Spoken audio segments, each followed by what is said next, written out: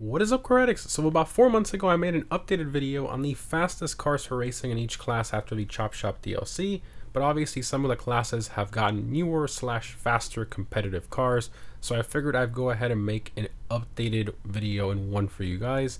Again, this is after the drip feed of the Bottom Dollar Bounties DLC update is over, and it includes every vehicle class and subclass as well. Now, these cars are mainly chosen based on Broughy 1322's track testing and some of my personal experiences in racing as well.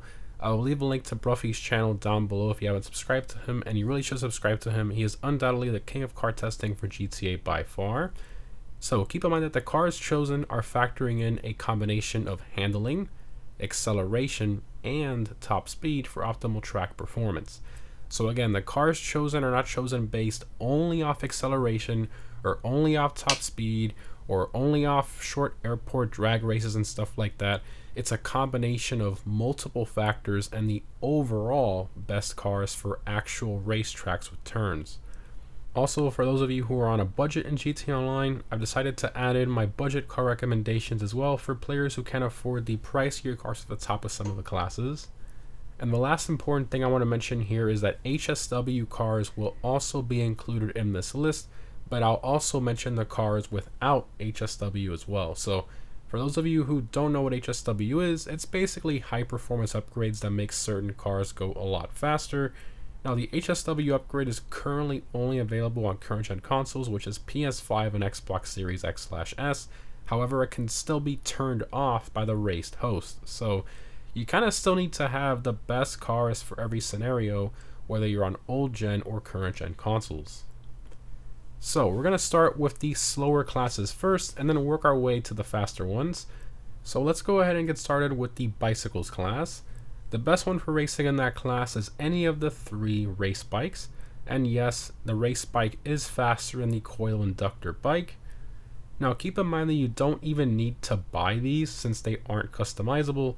So just pick any of the 3 race bikes in the selection screen if you ever come across a bicycles race.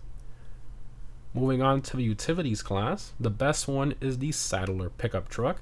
So you can steal and store this truck off the street for free or buy it for $35,000.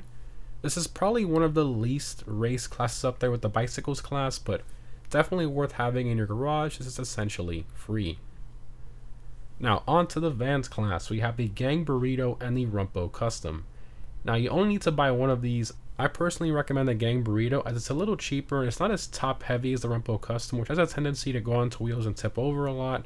However, the Rumpo can actually wiggle boost on the straights to increase its speed, so definitely something to consider as well. Next up, on to the Go-Karts class, which is more of a subclass in sports. So there's only 2 in this class, which are the Vito Modern and the Vito Classic. And the Vito Modern is significantly faster than the Classic, both in terms of overall track performance and top speed as well. So that's the one that you want to ultimately own. Continuing to the Hotring subclass, there are only 3 in that class, which are the Hotring Sabre, the Hotring Everon, and the Hotring Hellfire. Now all 3 are closely competitive, so really you can use any of them.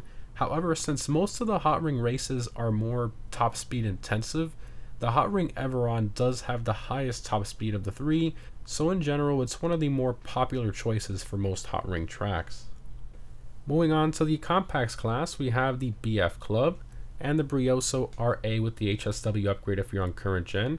Now these 2 are actually pretty closely matched. However, the BF Club is a lot easier to drive with better handling, whereas the HSW Brioso's main strength is the straight line speed, which really is the only time I would recommend picking it over the Club is when you have tracks with longer straightaways where it can actually use that power, and obviously if HSW is turned off, the Club is the king. Now as for the budget car for this class, it would be the regular Brioso RA, but keep in mind that it's still way off the pace of the BF Club. If you truly want to compete in that class, you're unfortunately going to have to spend the $1.3 million on the BF Club or the $1.2 million on the HSW Brioso. Now on to the Coupes class, we have the recently added Euros X32 with the HSW upgrade if you're on current gen. It's pretty much completely dominant in that class with pretty good handling and a very high top speed. Now if HSW is turned off or you're on old gen, the best two cars to choose from would be the Fathom FR36 or the Previon. Now, as for the budget car for this class, it would be the Ubermacht Zion, which is a car you can get off the street and store it for free. Now, it is a ways off the pace of the FR36 and the Previon, but still not too bad since it's essentially free.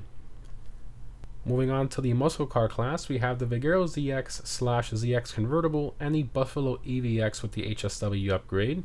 Now, the HSW Vigero is the king for most tracks. However, in more corner-intensive hairpin tracks, the Buffalo EVX is very competitive due to its acceleration. Now, if HSW is turned off or you're on old gen, you're going to want to use the Dominator GT. It absolutely dominates the class when HSW is off, even being relatively close to the HSW cars track performance-wise due to its sports car-like handling. Now, as for the budget car for this class, it would be the Pizwazer Dominator in my opinion. This car is free for all players, and it can still compete decently well with the top 10 cars depending on the track, not including HSW. Now, onto the sedans class, we have the Schenck Mila and the Reinhardt, plus the Schafter V12, which is in the sports class, but it is usable in sedan races. So these three are extremely close in terms of performance, so honestly, just buy the one you prefer. Now, the Schafter V12, I would probably say is the most difficult to drive of the three. It's still relatively easy, but it is, I would say, the hardest to drive of those three. But it is the cheapest at only $116,000. So that's my budget car pick for this class as well. Moving on to the SUVs class, we have the Vivinite with HSW or the Astron Custom with HSW. They're both extremely competitive on most tracks. However, the HSW Astron has a higher top speed with worse handling, and then the Vivinite is more for corner-intensive hairpin tracks where it can actually use its acceleration and better handling. So again, it's really track dependent as to which one to use. Now, if HSW is turned off or you're on old gen, the best one is the recently added Castigator. And as for the budget vehicle for this class, it would actually be the Tauros at only $498,000, just an absolute steal for the performance this thing offers, and it can still compete decently well with the Castigator depending on the track. Now, on to the Sports Classics class, we have the Turismo Classic with the HSW upgrade, and the Sterling GT with the HSW upgrade. Now, these two are insanely close on most tracks, so really just pick the one that you like more. However, do bear in mind that the Sterling GT is sadly a removed website car. Now, if HSW is turned off or you're on old gen, the best cars to choose from would be the regular Turismo Classic or the Cheetah Classic. And same situation here, they're both really closely matched, so just pick the one that you like the driving feel of more. And as for the budget car for this class, it would actually still be the Turismo Classic. Sports Classics cars in general are not very cheap, and at about $700,000, the Turismo Classic is a very good deal. Moving on to the off-roads class, we have the Monstrosity with the HSW upgrade. This thing completely dominates the off-roads class, nothing is even remotely close. Now, if HSW is turned off or you're on old gen, the Draugr or the BF400 will be your best choices. Now, keep in mind that the BF400 is in the motorcycles class, but it is usable in off-road races, and it surprisingly only costs $95,000 and is insanely quick, especially if you're constantly pulling wheelies. Now, I will note that there are some custom races with deep water areas where the BF400 just can't compete, so for those races, again, the best one will be the Draugr. And as for the budget vehicle for this class, I would suggest the BF400 for $95,000. It's a fantastic deal. Now, on to the tuners class, which is more of a subclass rather than an actual class in and of itself, which is currently only comprised of cars from the tuners DLC. We have the Sultan RS Classic, the Vector, and the Calico GTF. Now, all three of these are extremely competitive, so just pick whichever one you like better. Also to mention, most of the pursuit races are a bit more top speed focused, so the Jester RR is also a good choice for those in particular. Again, it just really depends on the track. However, as an all-round car, if you can only own one, I personally recommend the Calico as it has the highest top speed of the three I mentioned initially. Now, as for the budget car for this class, there honestly really isn't one, as all these cars cost over $1 million. So again, just pick one of the top three cars I mentioned. Moving on to the sports class, we have the Ubermacht Niobe with the HSW upgrade. This thing basically has top tier supercar performance in the sports class due to its insane acceleration, handling, and top speed. It just completely dominates the class. It's an absolute monster. However, if HSW is turned off or you're on old gen, the Italy GTO, regular Niobe, Paragon S, or the Pariah will be your best overall picks. As for the budget car for this class, it would be the LG RH8 in my opinion, which is actually free for players who have a social club account. This car is very fast around corner intensive tracks with its good handling and acceleration, and it can still wedge its way into like top 15 on most tracks, not including HSW of course. Now, for the supercar class, we have the weaponized Ignis with the HSW upgrade, or the Cyclone 2 with the HSW upgrade, and the Vest 8 with the HSW upgrade depending on the track.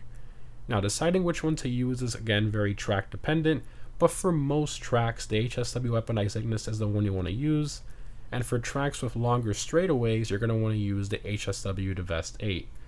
Now, if HSW is turned off or you're on old gen, you're going to want to use the Emerus, Krieger, or the Turismo Omaggio. Now, these three are extremely close competitive wise. Deciding which one to buy is all personal preference. Now, I will say that Krieger is the easiest to drive of these three in my opinion, as it's all-wheel drive and it's very forgiving if you lose traction and stuff. The Emerus is a lot harder to drive and the back end does tend to step out sometimes if you're not careful. Plus, there are some stun races where the Vest 8 actually beats the Emerus and Krieger. But again, for most tracks and situations, the Krieger is definitely the overall better choice if you're on old gen or HSWs turned off. Now, as for the budget car for this class, that will be the Dubachi Wagner in my opinion if you want a chance at competing with the Emerus and Krieger for almost half the price. Moving on to the motorcycles class, we have the Hakachu Drag with the HSW upgrade. This thing is an absolute beast and has just insane acceleration coming out of the corners. Now, if HSW is turned off or you're on old gen, you're going to want to use the Power Surge. It's completely dominant in that class, especially if you wheelie. It gets insane bump boost while wheeling, which is pretty wild. And as for the budget vehicle for this class, it would be the Batty 801 in my opinion. This bike only costs $15,000 and it has good handling and of course allows you to wheelie, which gets you to ridiculous top speed to be able to keep up decently well. And lastly, we have the open wheels class. Now, currently we only have 4 open wheel cars in the class, and the Benefactor BR8 is currently the king for pretty much every track. And as for the budget car for this class, there really isn't one, as they pretty much all cost over $3 million each, so I would highly recommend waiting to buy one on sale or get it from the podium or prize right or something like that. But anyways guys, hope you enjoyed. Now you know the best cars for racing for maybe some vehicle classes you weren't sure about in pretty much every racing situation. And of course, let me know if you guys have any questions down below in the comments. Thanks again for watching guys, hope this was helpful, and I'll see you in the next one.